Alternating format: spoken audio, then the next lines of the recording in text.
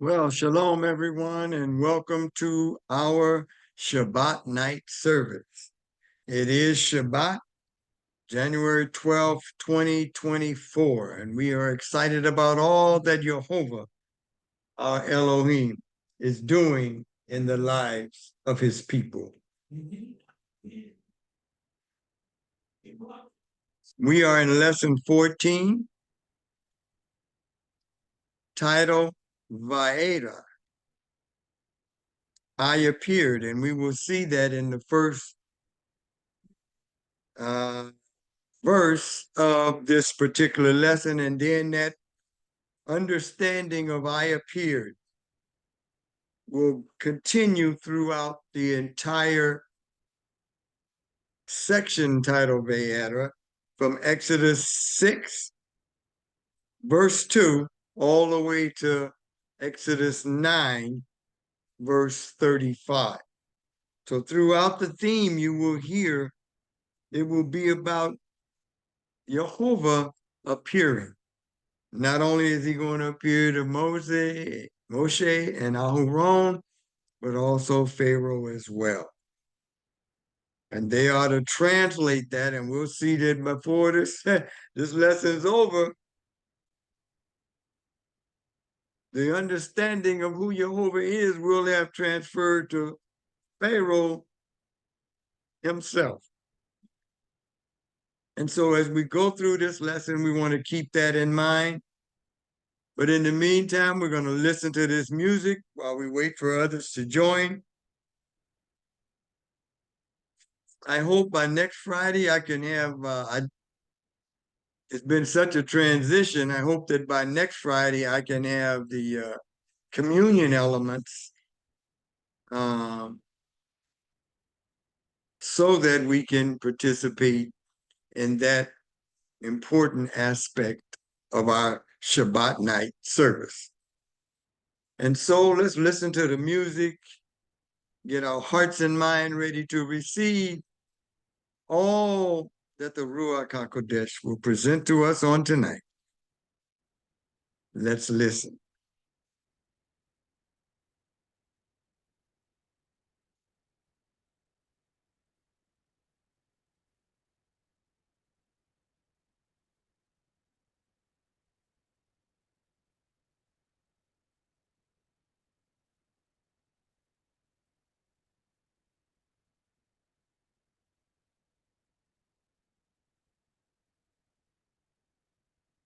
Yes, with every breath we think, oh, how good Jehovah our Elohim is.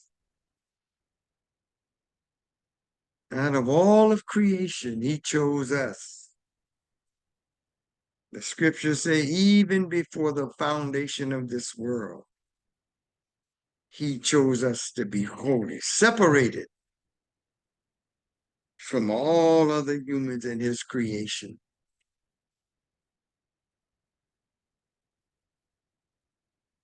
So that's why we can sing of his goodness, his mercy, his grace, his love for us.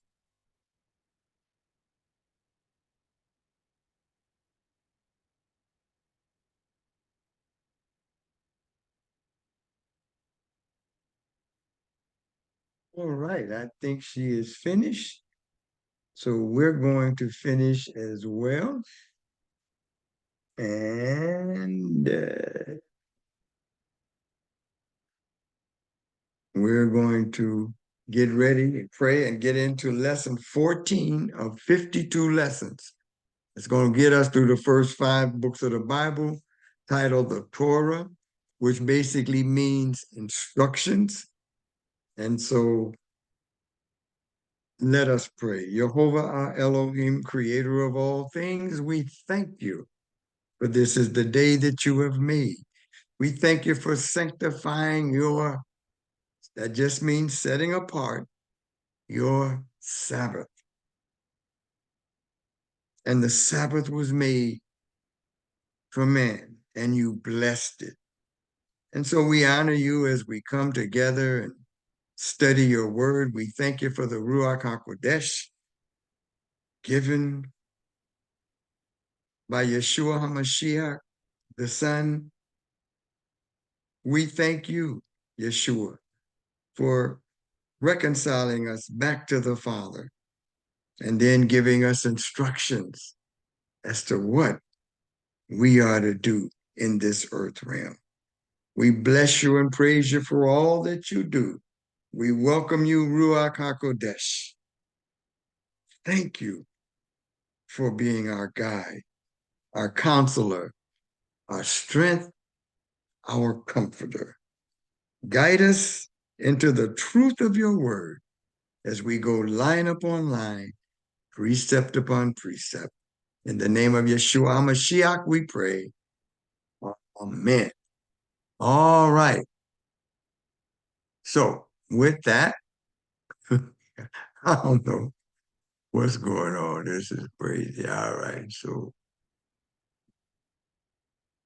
now, as you come on, make certain that you mute yourself so that I don't get the feedback as I'm going through my lesson. Remember, we're going to share the screen, put it up, and grow through this lesson line upon line and precept upon precept.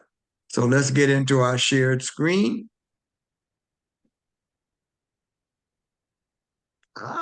There we are.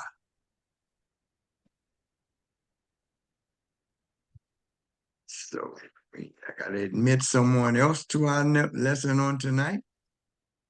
And we have done that. So now make sure you mute yourselves. I already heard feedback. Mute yourself. All right. All right. Let's get into our slideshow presentation. And here we are. Okay. With that, we'll begin our lesson. Once again, it's lesson 14 of 52 lessons that'll get us through the first 5 books of the Bible in 1 year. All right. And lesson 14 is titled Vaeda. Vaeda, which basically means I appeared. And we will see that in the first verse, probably verse 2 of the book of Exodus. In Hebrew, it is called Shemot. Shemot in Hebrew, but the transliteration gets us all the way to Exodus in this particular language of English that we speak. So with that, this is January 12th, 2024, and we are in season 4, going through the Torah, line upon line, precept upon precept. First, we're going to do a brief introduction. And as we do that introduction, you're going to learn some things and see some Hebrew words, right? And then for me, having changed my name from an English word to a Swahili word and a Yoruba word. So Hodari is Swahili and Owusu is Yoruba. And so let's get into this understanding. The Hebrew word Vaeda is translated I appeared. So when we go through the text, we're going to see that we will see that. We will see that word Vaeda. It'll be as I appeared, but it's actually the Hebrew word Vaeda. And this Hebrew word at the end is the word Eda, which means to see, from the word Ra, which is the root for sight, but it's a different kind of sight. It's a sight based on the spiritual eye, which means to see. Jehovah told Moshe, or Moses, he revealed himself to the patriarchs as El Shaddai and established with them a covenant to give them the land of Canaan. That is like Almighty God, El being God, Shaddai being Almighty or most powerful, and established with them a covenant to give them the land of Canaan. And now the time has arrived to fulfill his promise. Jehovah told Moshe, or Moses to tell the Israelites that he has heard their cries and he will now deliver them from Egypt and bring them to the promised land. Moses relayed this message in the first lesson 13, which is Shemot, which means names. He delivered the message, but then the unbearable workload prevented them from accepting his words. Once he asked Pharaoh said they're playing around, they messing around. Make them get their own straw, and they better come up with the same number of bricks as they were required before. So the people are not happy with Moses and Aaron. Jehovah then told Moses to instruct Pharaoh to send the Israelites from his land. Moses is going to protest. He said, if the children of Israel did not listen to me. What he's basically saying is, I went to him once in your name. Look what happened. The workload got unbearable. How then will Pharaoh listen to me? I have a speech impediment. So Moses goes back to what he had spoken about at the burning bush. He couldn't speak very well. So Jehovah tells Moses to go to speak to Pharaoh, and Aaron should serve as his spokesman. Jehovah then informed him that he will harden Pharaoh's heart and he will refuse to release the Israelites. That's a very important concept to understand, because Pharaoh's heart is already hard, but as Jehovah moves away, with his conscious spirit moves away, then he hardens and becomes more against whatever Jehovah says. He says he will refuse to release the Israelites at that point. Now, he had already told him that in lesson 13. But now he says, I'm going to show you. But this show is going to be a spiritual and a natural sight.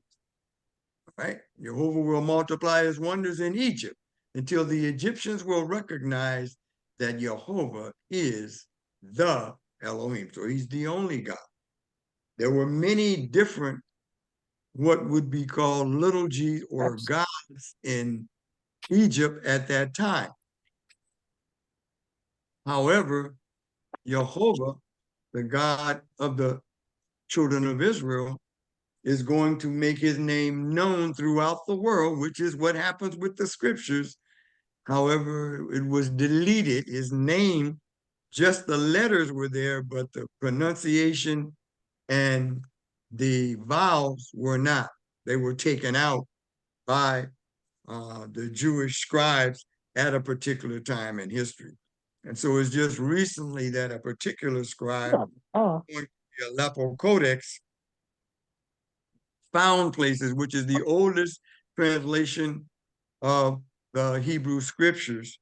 And going through that, he found several places where the vowels had not, and the markings for Jehovah had not been removed. That's Yud-He, Vav-He, or YVHV. And that's what would be shown on the scroll, would be the letters. But he found places in the text where that had not happened.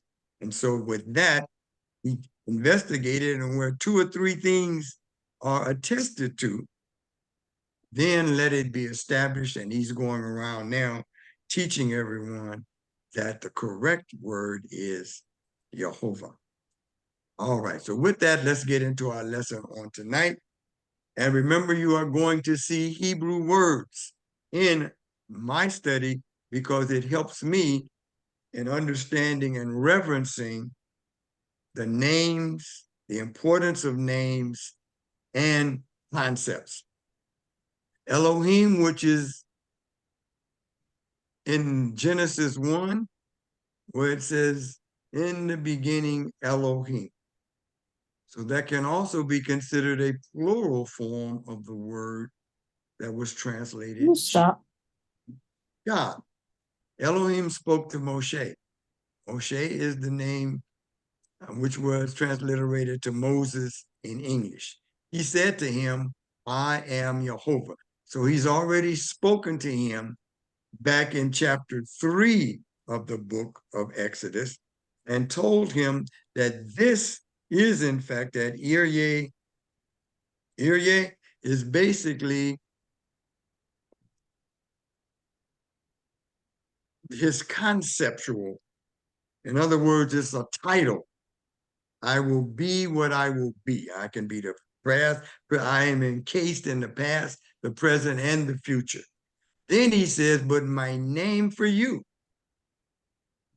that you will tell the children of Israel so that they will begin to understand rather than the different El Shaddai, El Rohi, and so on and so forth, they will begin to understand who it is that is speaking to them.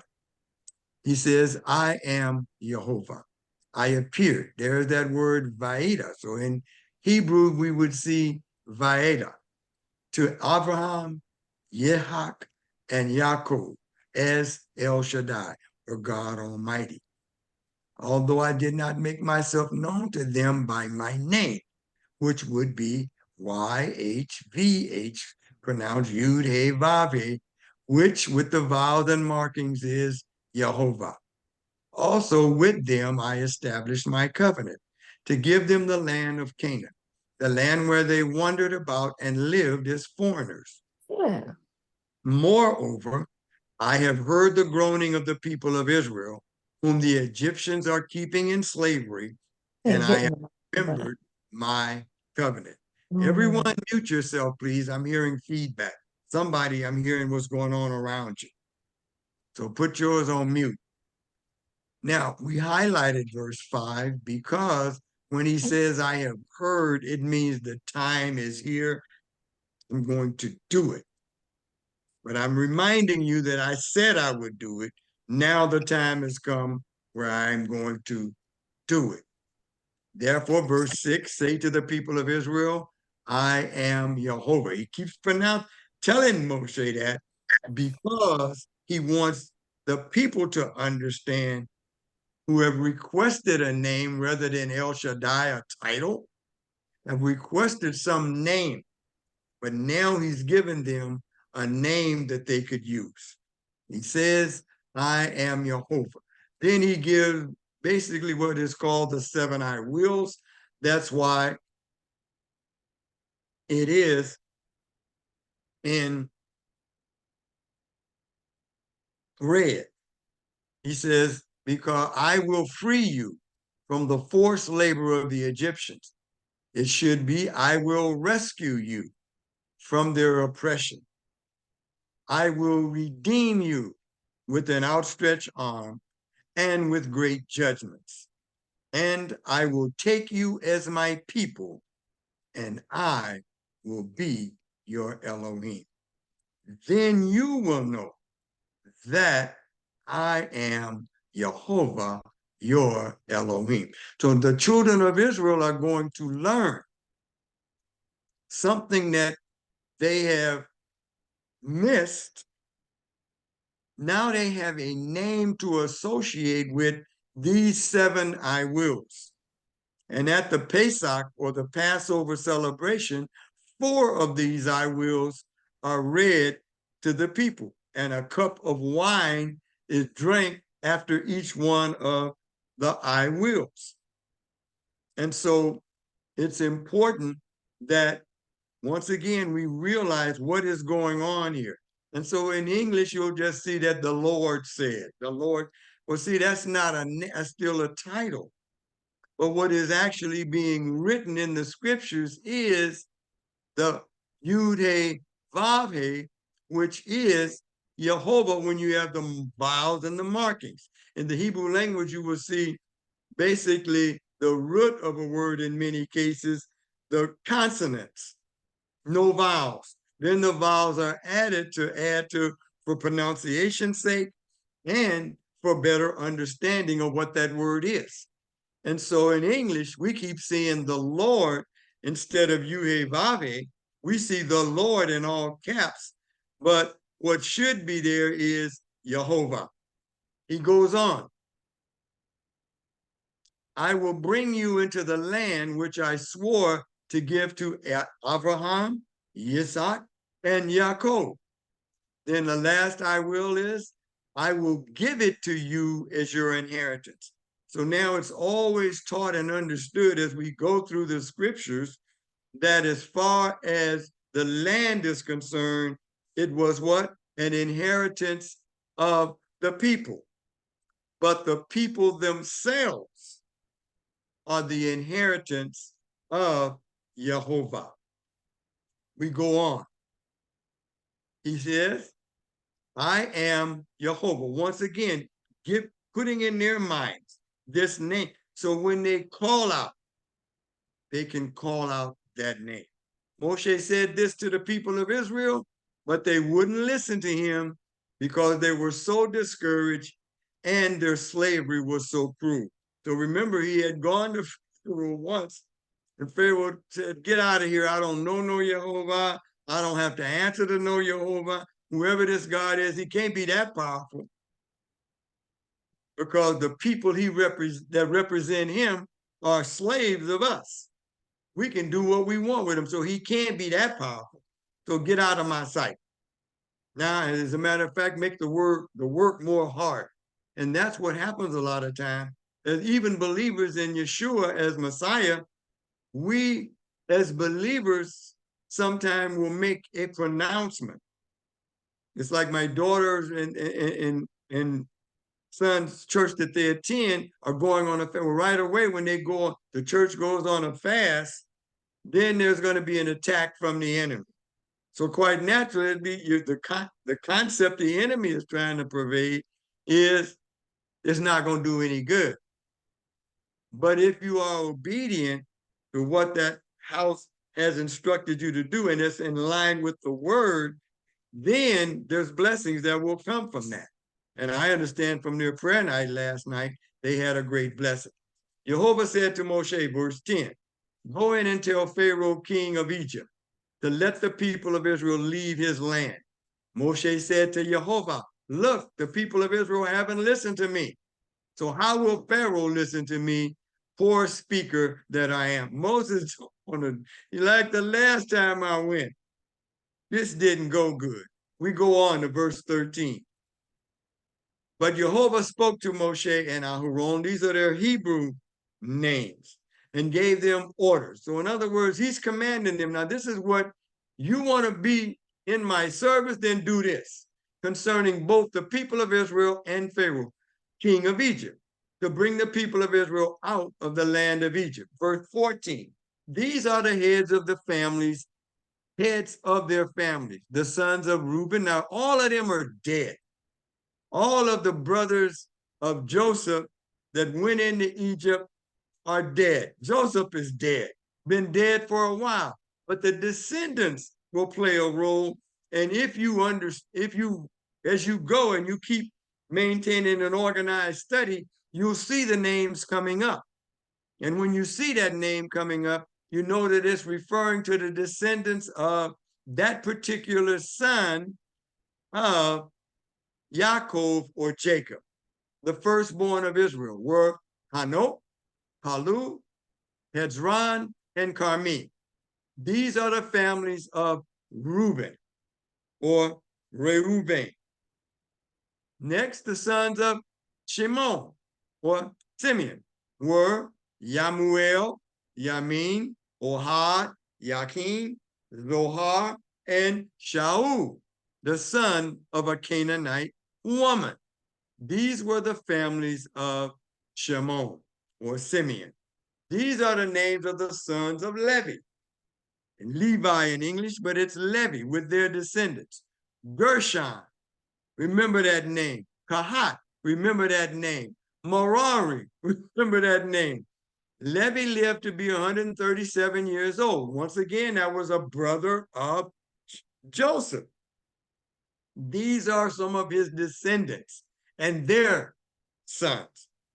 The sons of Gershon were Livni and Shimi with their families. The sons of Kahat were Amram.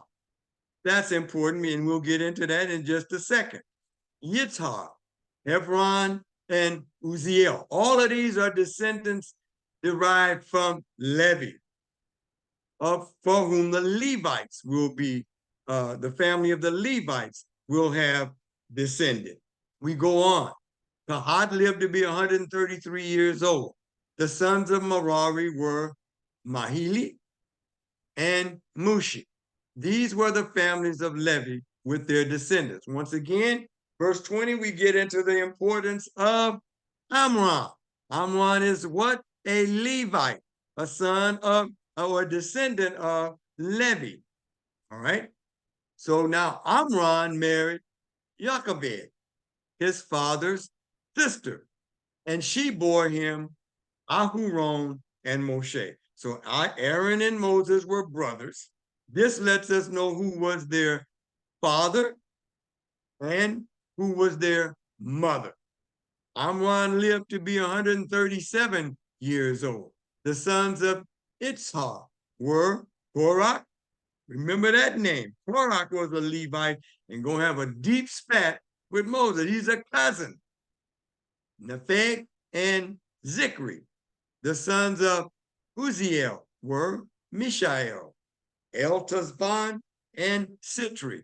Aharon married Elisheva, the daughter of Aminadab, the sister of Nahshon, and she bore him the 4 children of Aaron, who are going to become the high priestly descendants of Aaron, or Aharon, his Hebrew name.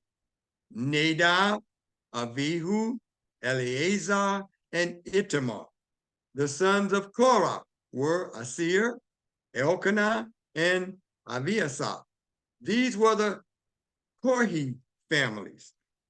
Eleazar, the son of Aharon, married one of the daughters of Putiel. We'll find out as we go through these lessons that that is another name that was given to Jethro.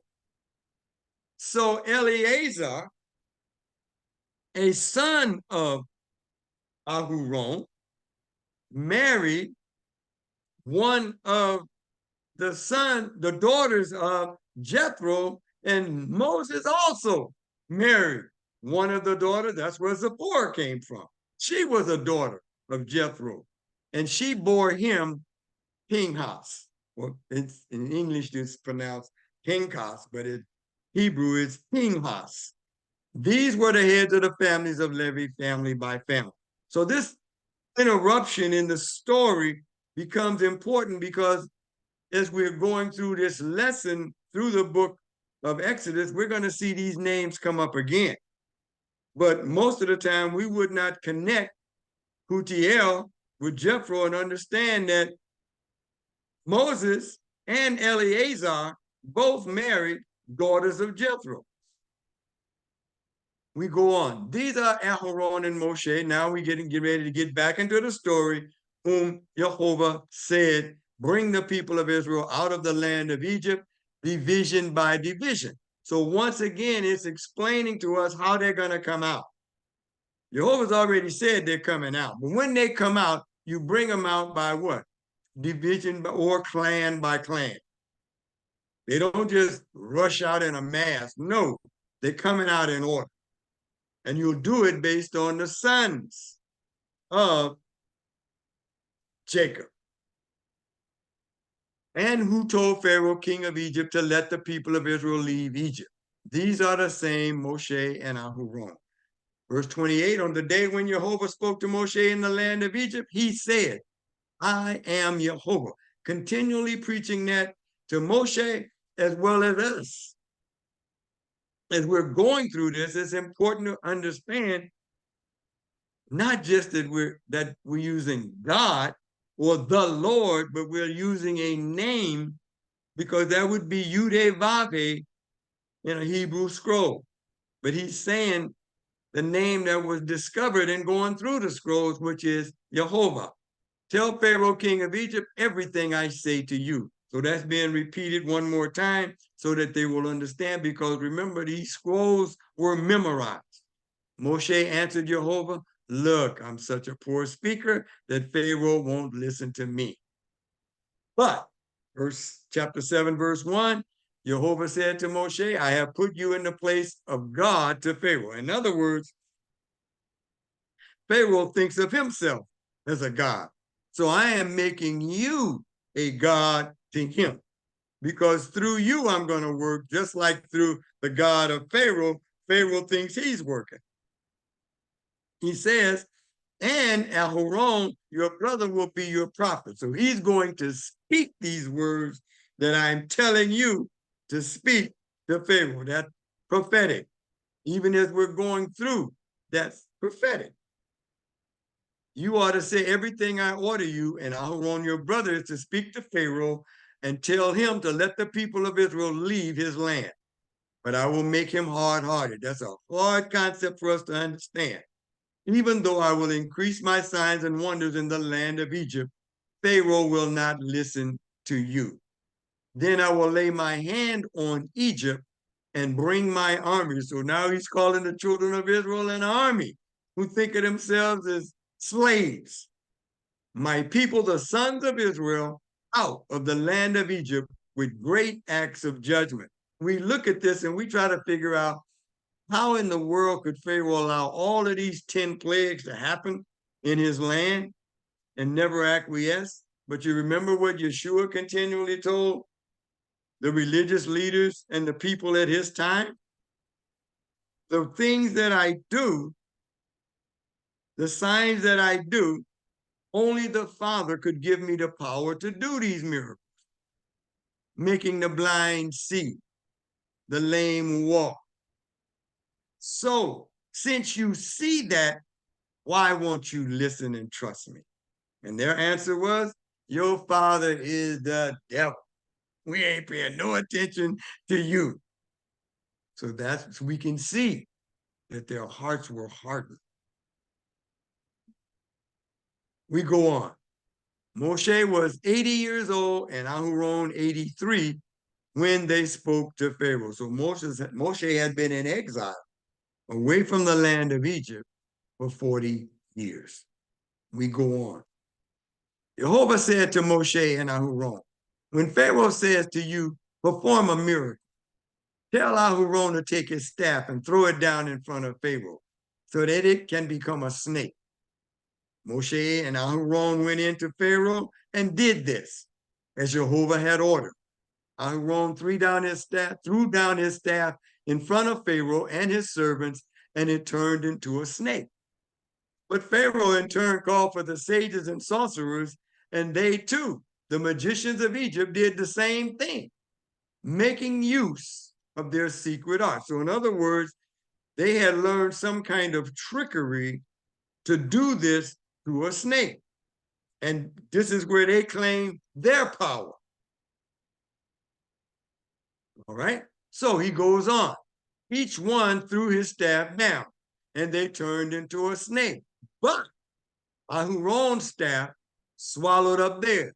So now his snake swallows up all of theirs, indicating this, my power is greater than you sorcerers. Nevertheless, Pharaoh was made hard-hearted.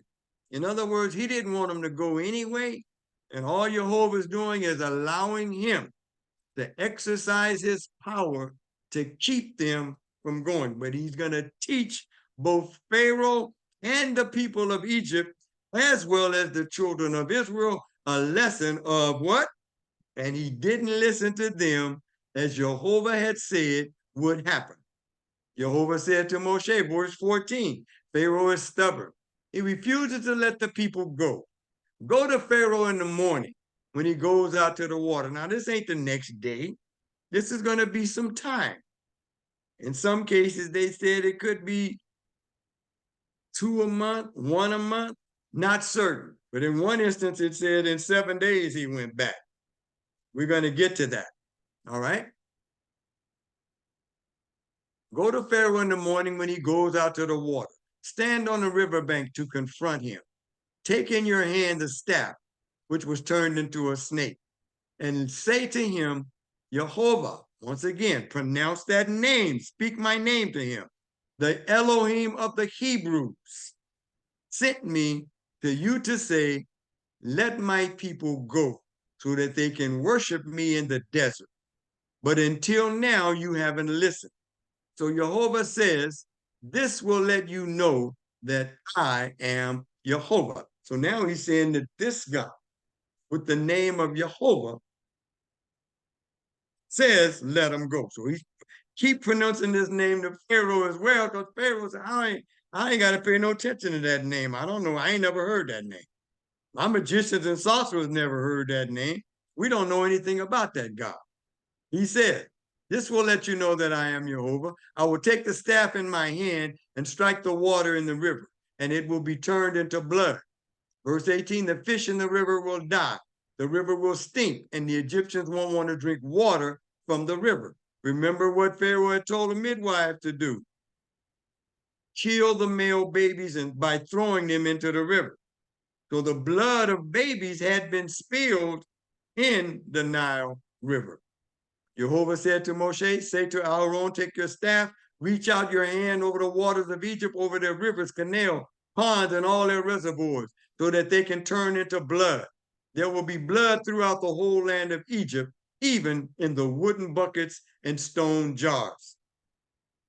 Moshe and Aaron did exactly. Once again, following instructions will get you the proper results you're looking for. You've been given a promise, follow instructions, and it's guaranteed because he cannot lie.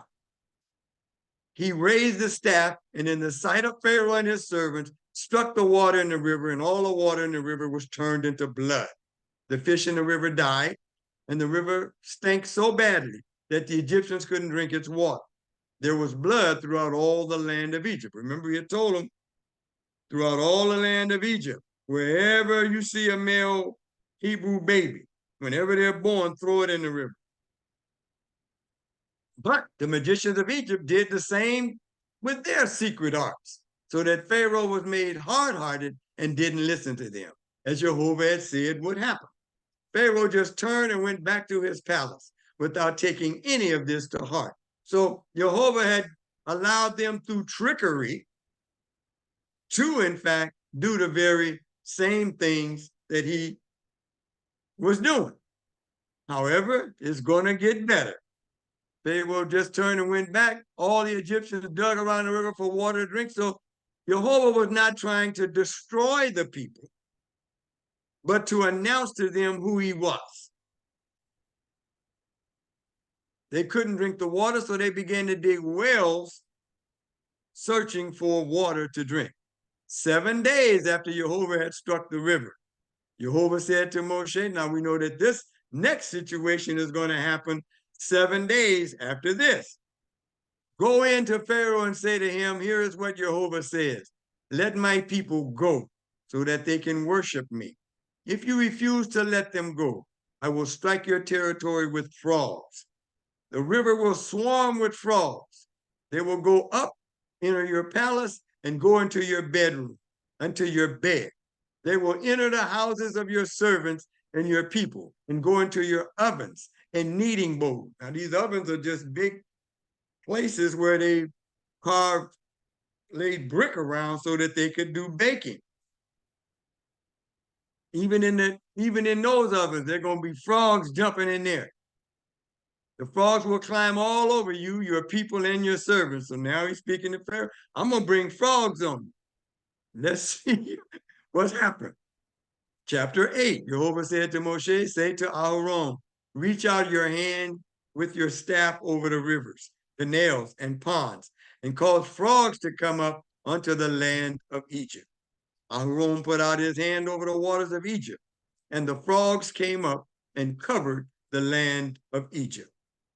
But the magicians did the same with their secret arts and brought up frogs unto the land of Egypt. So they were showing that we can cause frogs to come out of the water. Didn't say exactly how they did it, but they were able to do it. Verse 4, then Pharaoh summoned Moshe and Aaron and said, wait a minute, intercede with Jehovah to take away the frogs away from me and my people, and I will let the people go and sacrifice. So now that's too many frogs. They're everywhere, just as Jehovah said they would be. So now Pharaoh says, intercede with Jehovah. He uses this name. Now I understand this is a powerful God. So let me talk to this God, okay? Intercede with me since you are his priests and prophets. Intercede with him and get these frogs out of here, and I will let the people go and sacrifice to Jehovah. This is Pharaoh now using this name. Moshe said to Pharaoh, not only that, but you can have the honor of naming the exact time when I will pray for you, your servants and your people, to be rid of the frogs, both yourself and all your homes, and that they stay only in the river. He answered, this is Pharaoh, tomorrow. Now, he's still trying to figure this out, because I'm thinking if you got frogs all over your house, all over the palace, all in the ovens, all everywhere, you want them out now. If he said, you just say what time, you're going to say now. Can you do that now? He says tomorrow, because he's still trying to figure this out. What is going on? Moses said to him, it will be as you have said. And from this, you will learn that Jehovah our Elohim has no equal. So Moses is starting to feel pretty good about himself about now, because now he's speaking in ways that he wouldn't dare have spoken before. But now he's feeling better and more strong in his understanding of Jehovah, the God of the children of Israel. He says the frogs will leave your homes, also your servants and your people. They will stay in the river only. Moshe and Aaron left Pharaoh's presence, and Moshe cried, means he prayed to Jehovah about the frogs he had brought on Pharaoh. Jehovah did as Moshe had asked. Frogs died, but they died in the houses, courtyards, and fields. They gathered them in heaps till the land stank. Pay attention, is what Jehovah is saying. But when Pharaoh saw that he had been given some relief, he made himself hard-hearted. Wait a minute, they go? All right. We'll figure this out later, but I ain't letting them go. And would not listen to them, just as Jehovah had said would happen. So Jehovah is saying this is where his heart really is. He don't care nothing about you, the rest of the children of Israel, nor me. But when this is all over, he's going to honor all. Jehovah said to Moshe, say to Aharon, once again, and don't tell us how long, reach out with your staff and strike the dust on the ground. It will become lice throughout all the land of Egypt. They did. Aharon reached out his hand with his staff and struck the dust on the ground. And there were lice on people and animals. All the dust on the ground became lice throughout the whole land of Egypt. The magicians tried with their secret arts to produce lice, but they couldn't. There were lice on people and animals. Then the magician said to Pharaoh, this is the finger of Elohim, or of a God. But Pharaoh was hard-hearted, so he didn't listen to them either, just as Jehovah had said would happen. So now they're saying, hey man, this is deep. We can't deal with this. We go on. Verse 16. Jehovah said to Moshe, get up early in the morning, stand before Pharaoh when he goes out to the water, and say to him, here is what Jehovah says, let my people go so they can worship me. Otherwise, if you don't let my people go, I will send swarms of insects on you and your servants, your people, and into your houses. The houses of the Egyptians will be full of swarms of insects, most likely flies, and likewise the ground they stand on. but I will set apart the land of Goshen, where my people live. No swarms of insects will be there, so that you can realize that I am Jehovah right here in the land. So he's going to do something now to point out to Pharaoh that I'm telling you, let my people, these are my people. What I'm doing to you is not going to happen to them. What I'm doing to you, because you are hard-headed and hard-hearted, is to let you know who I am, that there is no God beside me. And that's the conclusion you need to reach. And I'm going to do it when? Tomorrow. Pharaoh's own word. Tomorrow he says, I'm going to do this tomorrow. I'm not going to do it just now, right away, like happened with other plagues. Tomorrow, this will happen. Jehovah did it. Terrible swarms of insects went into Pharaoh's palace, into all his servants' houses. The insects ruined the entire land of Egypt. I have seen when we were in California, and there was a dairy where cows had been slaughtered and housed for years. And what happened is they decided to go away to another area. But that land still had all that manure and all of that they used to sell, and part they couldn't sell, they would just bury. And when they built homes there, on the side of their homes, these flies would be there. You would look at a house and say, oh my goodness. People didn't realize this was going to happen because it didn't happen right away. But in time, with all that manure and all of that over there in that land that they had covered with dirt, flies came up because larvae was all in there. And the flies came up with such a large portion that when you went over there to see these new homes, the side of the building would be covered with flies. It was, I mean, you would be like, nobody's going to buy anything here. I mean, those that bought hadn't seen the flies, but now they're here. So I can even, it's amazing. Verse 21, Pharaoh summoned Moshe and Aaron and said, go and sacrifice to your Elohim here in the land. So they told him to go. They want to go 3 days journey. He said, just go do it where you are, right where you live. Go sacrifice to your God.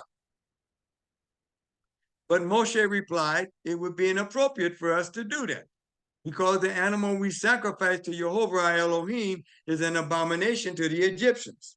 Won't the Egyptians stone us to death if before their very eyes we sacrifice what they consider an abomination? They didn't like sheep, but that's what they were going to be required to make a sacrifice of.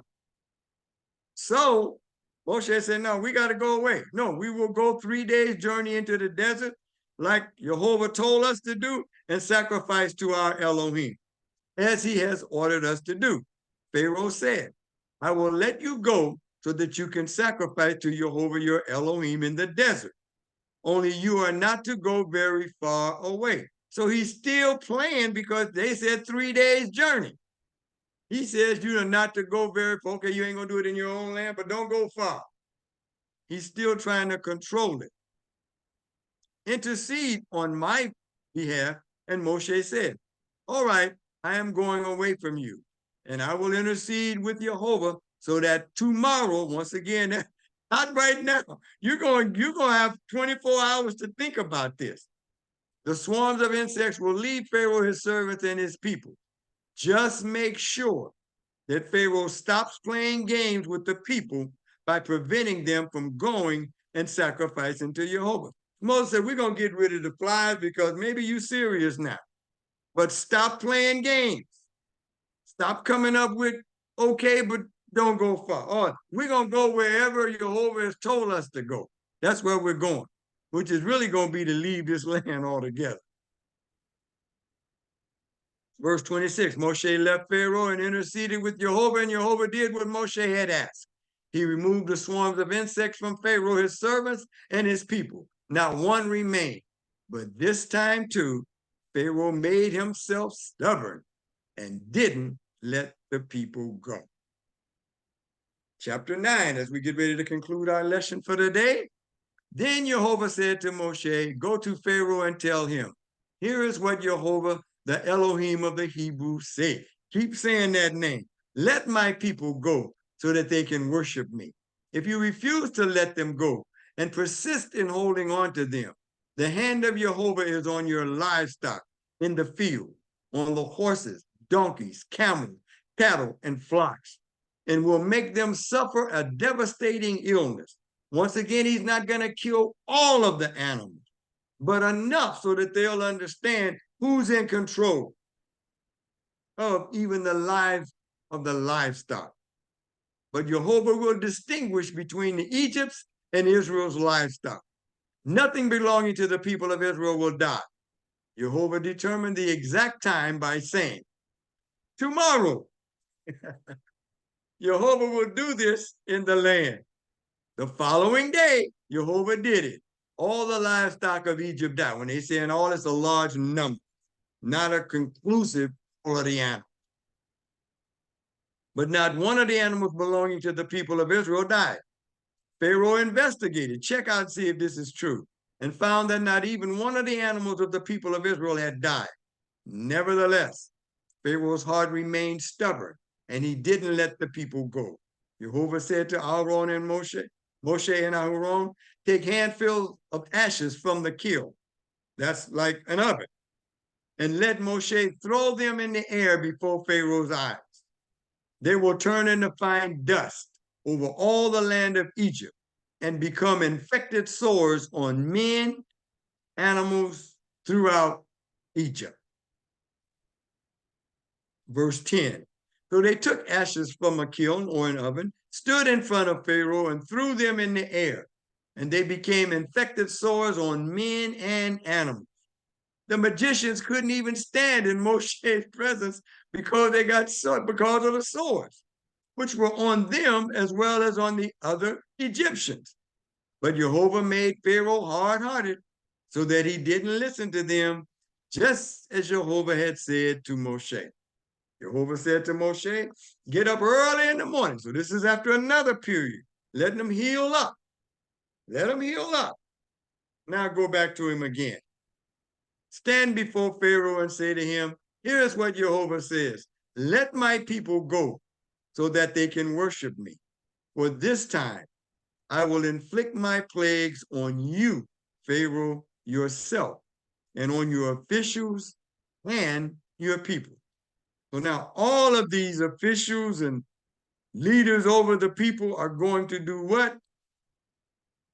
He's going to inflict a plague. There's something that's going to happen so that you will be struck, you and your people, with such severe plagues that you would have been, he said, listen, by now I could have stretched out my hand and struck you and your people with such severe plagues that you would have been wiped off the earth. So he's reminding, I'm not trying to destroy all of you, but I'm trying to teach you who I am and have you obey what I'm commanding, so that you will realize that I am without equal in all the earth. By now, he says, I could have done that, but it is for this very reason that I have kept you alive. This lesson I am teaching not just you, but even future readers of this text, to show you my power and so that my name may resound throughout the whole earth. Since you are still setting yourself up against my people and not letting them go, tomorrow, once again, tomorrow, about this time, I will cause a hailstorm so heavy that Egypt has had nothing like it from the day it was founded until now. Therefore, send and hurry to bring indoors all your livestock and everything else you have in the field. For hail will fall on every human being and animal left in the field that hasn't been brought home, and they will die. So it's not going to be such and so bad, it's going to destroy homes per se. But through the grace and mercy that Jehovah is showing, I'm telling you it's going to happen. By now, you should believe when I say tomorrow it's going to happen. So tell your people to come in. Proclaim a holiday. Do whatever you want, but get them off the outside. He says, for hail will fall on every human being and animal left in the field that hasn't been brought home, and they will die. Verse 20, whoever among Pharaoh's servants feared what Jehovah had said, that his slaves and livestock escaped into the houses. But those who had no regard for what Jehovah had said left their slaves and livestock in the field. These slaves are not the slaves of the children of Israel, because they're not going to be killed. These are other slaves. We go on as we get ready to conclude. Jehovah said to Moshe, reach out your hand toward the sky, so that there will be hail in all the land of Egypt, falling on people, animals, and everything growing in the field throughout the land of Egypt. Moshe reached out with his staff toward the sky, and Jehovah sent thunder and hail, and fire ran down to the earth. Jehovah caused it to hail on the land of Egypt. It hailed, and fire flashed up with the hail. It was terrible, worse than any hailstorm in all of Egypt since it became a nation. Being back on the East Coast, we get some thunder and lightning and some electrical storms that ain't no joke. But this was great, worse than anything that had ever been experienced from that time to this. Throughout all the land of Egypt, the hail struck everything in the field, people and animals, and the hail struck every plant growing in the field and broke every tree there. But in the land of Goshen, where the people of Israel were, there was no hail. Verse 27, Pharaoh summoned Moshe and Aaron and said to them, this time I have sinned. Now he admits, I have directly disobeyed. Jehovah is in the right. Your God, I'm yielding to your God. I am sorry. I repent. I and my people are in the wrong. Intercede with Jehovah. We can't take any more of this terrible thunder and hail, and I will let you go. You will stay no longer. Moshe said to him, as soon as I have gone out of the city, again, since you like to wait, as soon as I've gone out of the city, I will spread out my hands to Jehovah. The thunder will end and there won't be any more hail, so that you can know that the earth, all the elements, the rain, the cloud, everything belongs to Jehovah. But you and your servants, I know you still won't fear Jehovah, our Elohim. The flax and the barley were ruined. That's the first crops that break through the ground. They were all ruined because the barley was ripe and the flax in bud. But the wheat and buckwheat, or the different types of wheat, were not ruined because they come up later. Moshe went out of the city away from Pharaoh and spread out his hands to Jehovah. The thunder and hail ended, and the rain stopped pouring down on the earth. When Pharaoh saw that the rain, hail, and thunder had ended, he sinned still more by making himself hard-hearted, he and his servants. Pharaoh was made hard-hearted, and he didn't let the people of Israel go, just as Jehovah had said through Moshe. Well, that ends our lesson for today. Vaeda, and you see all throughout there where what? Jehovah is making an appearance through Moshe and Aharon, and by pronouncing that name as they represented him, he's appearing to Pharaoh and all the people of Egypt to let them know who is the one and only true God, the one and only true Elohim, as we say. So, with that, let us pray. And I want to get to something particular. Let me go and find it.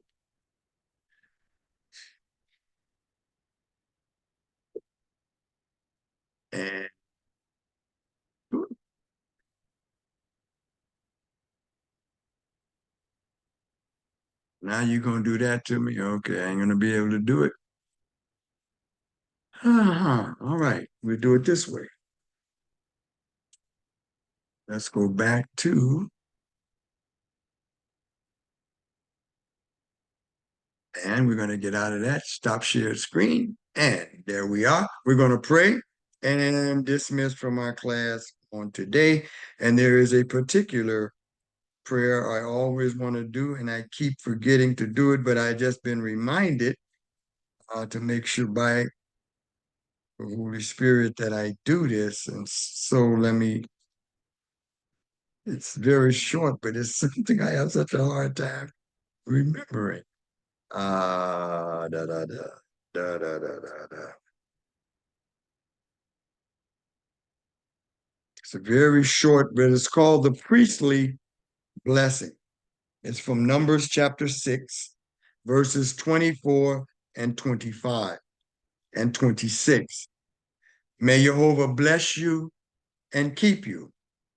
May Jehovah make his face shine on you and show you his favor. And may Jehovah lift up his face towards you and give you peace. With that, I say, Shalom. I will see you on Wednesday night for Wednesday night Bible study as we're going to conclude the book of Romans. Shalom.